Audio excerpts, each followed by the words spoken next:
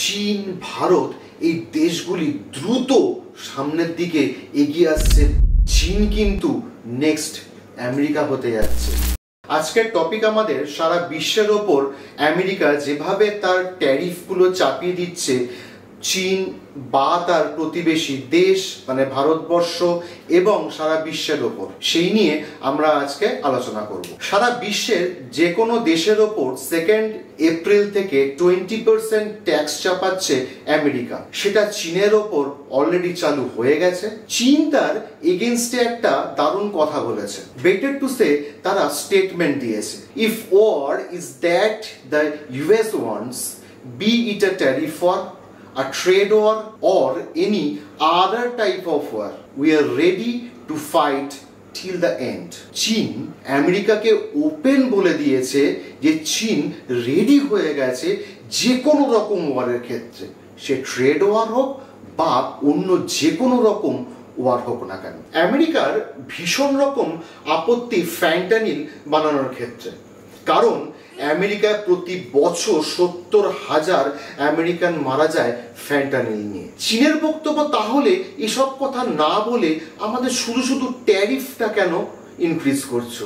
তার বদলে তোমরা দেশ থেকে ফ্যান্টানিলটা বন্ধ করে দাও, ফ্যান্টানিল ব্যান করে দাও, শুধু শুধু আমাদের উপর ট্যারিফ চাপিয়ে তোমাদের কি হবে? তার চেয়ে নিজের দেশের লোকদের বলো যেন তারা ফ্যান্টানিল না নেয়। আসলে ভয়টা না ফ্যান্টানিল নিয়ে নয়, গল্পটা হচ্ছে আমেরিকা চীনকে ভয় পাচ্ছে যাতে আমেরিকাকে টপকে চীন না বিশ্বের প্রথম অর্থনীতি হয়ে যায়। চীন গত কয়েক বছর ধরে অস্বাভাবিক উন্নতি করেছে সমস্ত সেক্টরে। টেকনোলজির ক্ষেত্রে আমেরিকাকে চীন প্রতিনিয়ত টেক্কা দিচ্ছে বা টেক্কা দেওয়ার জায়গায় চলে যাচ্ছে। সে মাইক্রোচিপ বানানোর ক্ষেত্রে বলুন, সে আপনারা ডিপসিক বা এআই এর কার্যকারিতা দেখে নিয়েছেন, এবং ডিপসিকের কার্যকারিতার ফলে ইনভিডিয়ার শেয়ারে কিন্তু ম্যাসিভ ফল আমরা দেখতে পেয়েছি। আমেরিকা যেখানে শুধুমাত্র 5th জেনারেশন ফাইটার জেট তৈরি করেছে এবং 6th generation fighter jet F-47 এর শুরু করেছে, বা বেটার টু সে তারা প্রোটোটাইপ হয়তো বানিয়ে ফেলেছে, এখনো তার সাপ্লাই লাইন কিন্তু বানাতে পারেনি, বলছে পরের বছর বানাবে। সেখানে চীন কিন্তু 6th generation fighter jet already বানিয়ে দিয়েছে এবং সেটা উড়িয়ে দেখিয়েও দিয়েছে। চীন শুধুমাত্র ফাইটার জেটে থেমে নেই, তারা ইন্ডিপেন্ডেন্ট স্পেস স্টেশন বানিয়ে ফেলেছে। রোবোটিক টেকনোলজিতে এত সুন্দর উন্নতি করেছে যার ফলে আমেরিকা কিন্তু ক্রমাগত বিপদ দেখতে পাচ্ছে। আমেরিকা মূলত যে 3টি দেশের সঙ্গে তার বাণিজ্য চালায় তার অন্যতম হচ্ছে কানাডা, মেক্সিকো এবং চীন। তাদের মধ্যে একটা বড় ট্রেড ডেফিসিট আস্তে আস্তে দেখা যাচ্ছে এবং বিগত কয়েক দশক ধরে সেটা বেড়েই চলেছে। চীনের সঙ্গে আমেরিকার ট্রেড ডেফিসিট 24 লাখ ক্রোড়, কানাডার সঙ্গে ট্রেড ডেফিসিট $30 বিলিয়ন। সেজন্য ট্রাম্প সেই পরিমাণ টাকা ট্যাক্স হিসেবে দেশগুলোর ওপর চাপিয়ে সেই ট্রেড ডেফিসিটের টাকাটা যতটা পারছে তুলে আনার চেষ্টা করছে। কিছু করার নেই, বিভিন্ন দেশ থেকে যে কম পয়সায় তারা জিনিসপত্র তৈরি করে নিয়ে এসে গোটা আমেরিকায় বেশি দামে বিক্রি করার চেষ্টা করছে, সেটাও তো আমেরিকার একটা বড় ব্যবসা। সেটা আপনারা কম বেশি সবাই জানেন এবং বোঝেন। সেজন্য ট্রাম্প সরকার সেই পরিমাণ ট্যাক্স এই দেশগুলোর উপর ক্রমাগত চাপিয়ে দিচ্ছে, চেষ্টা করছে যে সেই পরিমাণ টাকার যতটা পারা যায় ট্রেড ডেফিসিটটা কমিয়ে আনতে। কিছু করার নেই, কারণ আমেরিকা সারা বিশ্ব থেকে মানে বিশ্বের বিভিন্ন দেশ থেকে যতটা পারে কম পয়সায় জিনিসপত্র তৈরি করে নিয়ে এসে নিজের দেশে বিক্রি করে, কারণ নিজের দেশে তৈরি করে বিক্রি করাটা কিন্তু আমেরিকার পক্ষে বড্ড ব্যয়সাধ্য হয়ে যাবে। যদি আমেরিকা নিজের দেশে কোনো জিনিসপত্র তৈরি করে সেই জিনিস যদি আমেরিকায় বিক্রি করে, তাহলে কিন্তু সেই জিনিসের দাম আমেরিকায় আজকের যা দাম তার থেকে অনেক গুণ বেড়ে যাবে। এবার আপনারা দেখুন, ইন্ডিয়ার সঙ্গে ট্রেড ডেফিসিটও কিন্তু চীনের অনেকটা, সেটা আমরা আগে একটি ভিডিওতে এই চীনের সঙ্গে বা আমেরিকার সঙ্গে যে ট্রেড ডেফিসিটের পরিমাণ বা কিভাবে বিজনেস হয় ট্রেড ডেফিসিট নিয়ে, তার আগের একটি ভিডিওতে আমার কমপ্লিট করা আছে, তার লিংক ডেসক্রিপশনে দেওয়া থাকবে। তাহলে কি চায়নার ওপর যে ট্রেড ডেফিসিটটা হয়, তাহলে কি সেটা ইন্ডিয়ারও চেষ্টা থাকবে যে এক্সট্রা ট্যাক্স বসিয়ে নিয়ে সেটাকে মেকআপ করা? উত্তর হবে না। কারণ চায়না থেকে বিভিন্ন কাঁচামাল ও তার থেকে তৈরি জিনিসপত্র নিয়ে এসে ভারত ব্যবসা চালায়। যেমন মেডিকেল বিজনেসে প্রচুর পরিমাণ এপিআই বা বলতে পারি 99% এপিআই চীন থেকে নিয়ে আসা হয় ভারতে। ভারত তার থেকে মেডিকেল ব্যবসা বা ওষুধ তৈরি করে প্রচুর পরিমাণে। সেই পরিমাণ ওষুধ সারা বিশ্বে সব থেকে কম দামে সাপ্লাই করে।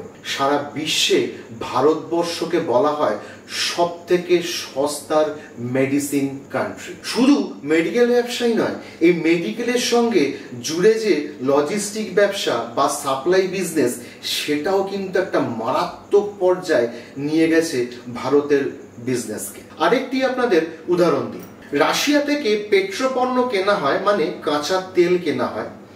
ভারত সেটাকে বিভিন্ন রিফাইনারি মানে নিজের দেশের রিফাইনারি থেকে রিফাইন করে সারা বিশ্বে সাপ্লাই করে। তার মানে অন্যের ইনফ্রাস্ট্রাকচারে নিজের দেশের বাণিজ্য বাড়ানো হচ্ছে।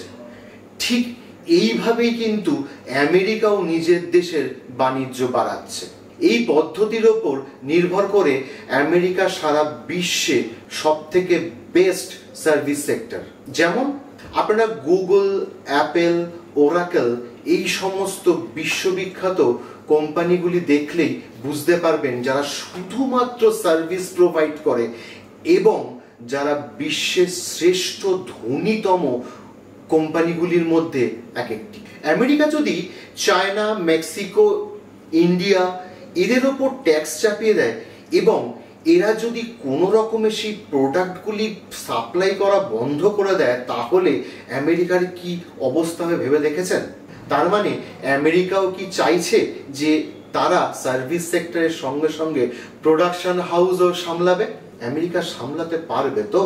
আজ থেকে 90 বছর আগে আমেরিকার প্রেসিডেন্ট রুজভেল্ট প্রথম বুঝেছিলেন যে আমেরিকাকে যদি আগে এবং বিশ্বের সর্বশ্রেষ্ঠ অর্থনীতির দেশ বানাতে হয়, শুধুমাত্র নিজের দেশে প্রোডাকশন বাড়ালেই কিন্তু হবে না, আর এই ট্যারিফ নিয়ে খেলা করলে হবে না। সেই কারণে আমেরিকা আজকে বিশ্বের অন্যতম শ্রেষ্ঠ অর্থনীতি। ট্রাম্প কি সেই ইকোসিস্টেম ভেঙে দিতে চাইছেন? তৃতীয় বিশ্বের সমস্ত দেশগুলিতে অনেক রকম জিনিসপত্র খুব সস্তায় তৈরি হয়। যেমন আমেরিকান $1 ভারতে হয়তো 4টে কি 5টা 1 লিটারের জলের বোতল পাওয়া যাবে। আমরা বলতে পারি না যে আমেরিকাতেও $1 আদৌ একটাও জলের বোতল পাওয়া যাবে কিনা, কারণ এখন $1 সমান প্রায় 84 থেকে 85 টাকা ইন্ডিয়ান রুপি হয়ে গেছে। তার কারণ এখানে লেবার কস্ট এবং মেটেরিয়াল বাকি অন্যান্য বিশ্বের দেশগুলির থেকে অনেক বেশি। সেই কারণে আমেরিকা থার্ড ওয়ার্ল্ড কান্ট্রি থেকে সমস্ত প্রোডাক্ট তৈরি করে নিয়ে গিয়ে আমেরিকায় সেল করে, যার ফলে আমেরিকাতে খুব সস্তায় জিনিসপত্র পাওয়া যায়, মানে আমেরিকান ডলারের নিরিখে। যদি আমেরিকা কোনো রকম ভাবে এই প্রসেস থেকে সরে আসে, তাহলে কিন্তু আগামী 2-1 বছরের মধ্যে আমেরিকা কিন্তু আস্তে আস্তে অর্থনৈতিক মন্দা বা রিসেশনে ঢুকে যেতে পারে। তার কারণ আমেরিকায় লেবার কস্ট খুব হাই। সেই হিসেবে আমেরিকার কিন্তু এই লেবার কস্ট ও মেটেরিয়াল কস্ট সামলে টোটাল ব্যাপারটা সামাল দেওয়াটা খুব চাপের হয়ে যাবে। ট্রাম্প বোধহয় বুঝতে পারছেন না সারা বিশ্বের বাজারটা অনেক বড় হয়ে গেছে, সেটা আর কিন্তু আমেরিকা কেন্দ্রিক নেই। শুধুমাত্র যে আমেরিকা কন্ট্রোল করবে এমনও নয়, চীন, ভারত এই দেশগুলি দ্রুত সামনের দিকে এগিয়ে আসছে বা তারা দ্রুত অর্থনৈতিক শক্তিধর দেশ হিসেবে সারা বিশ্বের সামনে নিজেদেরকে তুলে ধরছে। আমেরিকার সঙ্গে মেক্সিকো কানাডার সম্পর্ক তো খারাপ হচ্ছেই, তার সঙ্গে ইউরোপ ইউনিয়ন যে দেশগুলি আছে সেগুলোর সম্পর্ক দিনের দিন খারাপ হয়ে যাচ্ছে। তাদের সব সময় ধমকি দিচ্ছে যে আমি ন্যাটো ছেড়ে বেরিয়ে যাব। এতদিন যাদের সঙ্গে এত বন্ধুত্ব ছিল, যাদের সঙ্গে সারাক্ষণ ওঠা বসা, তাদেরকেই যদি সারাক্ষণ থ্রেট করতে থাকে, তারা কি ভাবতে পারে? এই ইউরোপিয়ান ইউনিয়নের দেশগুলোই যদি আজকে আমেরিকা ছেড়ে চায়নার সঙ্গে বন্ধুত্ব করে, তাদের সঙ্গে ব্যবসায় যদি সেই ঘনিষ্ঠতা নিয়ে আসে, তখন আমেরিকা কি করবে? এই বন্ধুগুলোই মানে ইউরোপীয় ইউনিয়ন যদি চায়নার সঙ্গে বিজনেস করতে আরম্ভ করে, শুধু চায়না কিন্তু নয়, এখানে রাশিয়াও কিন্তু ওঁত পেতে আছে আমেরিকাকে একঘরে করার জন্য। তাহলে এটা ধরে নিতে হবে আমাদের যে চীন কিন্তু নেক্সট আমেরিকা হতে যাচ্ছে। আমেরিকা ন্যাটো বানিয়েছিল ইউরোপ ও তার বন্ধুদের, মানে আমেরিকার বন্ধুদের সবাইকে এক ছাতার তলায় নিয়ে এসে যাতে সিকিউরিটি দেওয়া যায় এবং আমরা সবাই এক, এই বান্ডেলনেসটা যাতে মেনটেন করা যায়, সেই জন্যে আমেরিকা এই ন্যাটো বানিয়েছিল। সেই আমেরিকাই বারবার তার বন্ধুদের থ্রেট করছে যে আমি কিন্তু ন্যাটো ছেড়ে বেরিয়ে যাব, এবং তার বদলে কিছু কিছু অংশে, বিশেষ করে ইউক্রেন পার্টে গিয়ে আমেরিকা কিন্তু রাশিয়ার সঙ্গে সখ্যতা বা বন্ধুত্ব বাড়াচ্ছে। ব্যাপারটা না আমরা সেই ইতিহাসে পড়েছিলাম, লর্ড ওয়েলেসলির অধীনতা সত্ত্বমূলক নীতি, সেই রকম হয়ে যাচ্ছে। আমেরিকা বলছে আমাদের নতুন স্টেট কানাডা হতে পারে, গ্রিনল্যান্ড নিয়ে নেব। রাশিয়াকে ইনডাইরেক্টলি বলছে যে তোমরা যতটা পারো ইউক্রেনের জমি দখল করে নাও। আমরা দুই ভাই মিলেমিশে সারা বিশ্বকে আস্তে আস্তে দুটো ভাগে ভাগ করে দেব। একটা ভাগ রাশিয়া খাবে আর একটা ভাগ আমেরিকা খাবে। জার্মানির চ্যান্সেলর মার্চ একটি বক্তব্য আপনারা লক্ষ্য করেছেন কিনা জানি না, তিনি বলেছেন যে আমরা ট্রাম্পের আমেরিকার থেকে স্বাধীনতা চাইছি, কারণ সামনের দিন ন্যাটো মারা যেতে পারে। সেক্ষেত্রে ভারতের সঙ্গেও কি আমেরিকা ভালো সম্পর্ক রেখেছে? না। যে ইন্ডিয়াকে সাথে করে চীনের সঙ্গে লড়াই করার জন্য কোয়াড তৈরি করেছিল, বা চায়নাকে কেন্দ্র করে যে প্রেশার ক্রিয়েট করা, যেটা সম্ভবই হবে না, সেই ইন্ডিয়ার উপরেও কিন্তু ট্যারিফ চেপেছে। বিদেশ থেকে আমেরিকায় আমদানি করা সমস্ত গাড়ির ওপর 25% ট্যাক্স চাপিয়েছেন আমেরিকার প্রেসিডেন্ট ডোনাল্ড ট্রাম্প। আগামী 2 এপ্রিল থেকেই যা কার্যকর হবে। 2024 অর্থবর্ষে ভারত প্রায় $21.2 বিলিয়ন মূল্যে গাড়ির যন্ত্রাংশ বা গাড়ি আমেরিকায় রপ্তানি করেছে, যার মূল্য ভারতীয় টাকায় প্রায় 18,193 কোটি কাছাকাছি। এই খবরে ভারতের বিভিন্ন মোটর কোম্পানি যেমন tata motor, Eicher motor, BMW, সোনা, মাদারসন সুমি, বিভিন্ন কোম্পানির শেয়ার প্রায় 7 to 10% ডাউন হয়ে গেছে, কারণ ট্রাম্পের শুল্ক নীতির প্রভাব সরাসরি এই কোম্পানিগুলোর উপর পড়বে। গত ফেব্রুয়ারি মাস থেকেই ট্রাম্পের মুখে আমদানিকৃত সমস্ত গাড়ির ওপর শুল্ক চাপানোর কথা ক্রমাগত শোনা যাচ্ছে। তারই কার্যকারিতা 2 এপ্রিল থেকে ট্রাম্প সরকার করবেন। ট্রাম্পের দাবি, নতুন শুল্ক নীতির ফলে আমেরিকার উৎপাদন অনেক গতি পাবে এবং প্রায় 10,000 কোটি টাকার লাভ হবে। যদিও ট্রাম্পের এই সিদ্ধান্তে সিঁদুরে মেঘ দেখছেন সে দেশের ব্যবসায়ীরা। অতিরিক্ত শুল্ক চাপলে গাড়ি কেনা কিন্তু মধ্যবিত্তের নাগালের বাইরে চলে যাবে। সেক্ষেত্রে জিডিপি এবং উৎপাদন বৃদ্ধির হার ক্রমাগত কমতে থাকবে এবং যার ফলে আর্থিক মন্দাটাও কিন্তু তারা উড়িয়ে দিতে পারছেন না। কিন্তু ব্যবসা তো থামিয়ে রাখলে চলবে না। ফলে ইন্ডিয়ান কোম্পানিগুলি অলরেডি ইউএস এর বাইরের যে কান্ট্রিগুলো, বিভিন্ন ইউরোপিয়ান কান্ট্রি এবং কানাডা, জাপান, সাউথ কোরিয়া, এই সমস্ত দেশে তাদের ব্যবসা বাড়ানোর কাজে নজর দিয়েছেন। ট্রাম্প বলেছিলেন 2 এপ্রিল থেকে ভারতের মতো দেশগুলির উপর প্রতিশোধমূলক ট্যাক্স আরোপ করা হবে। তবে তার সর্বোপরি যে বিবৃতি তাতে বোঝা যাচ্ছে যে তিনি এই নির্দেশটি বিশেষ করে ভারতের উপর একটু পুনর্বিবেচনার জায়গায় আসছেন। ট্রাম্প ইঙ্গিত দিয়েছেন যে অনেক দেশকেই প্রতিশোধমূলক শুল্ক থেকে রেহাই দেওয়া হতে পারে, তবে এগুলি কিন্তু কখনোই কানাডা, মেক্সিকো এবং চায়নার ওপর ছাড় দেওয়া হবে না। নয়াদিল্লিতে ভারত ও আমেরিকার মধ্যে বাণিজ্য বিষয়ে ক্রমাগত বৈঠক চলছে। সেই বৈঠকের পর এটাই স্থির হয়ে আসছে যে চীন, মেক্সিকো, কানাডার সঙ্গে ভারতকে কিন্তু এক লাইনে বসাচ্ছে না আমেরিকা।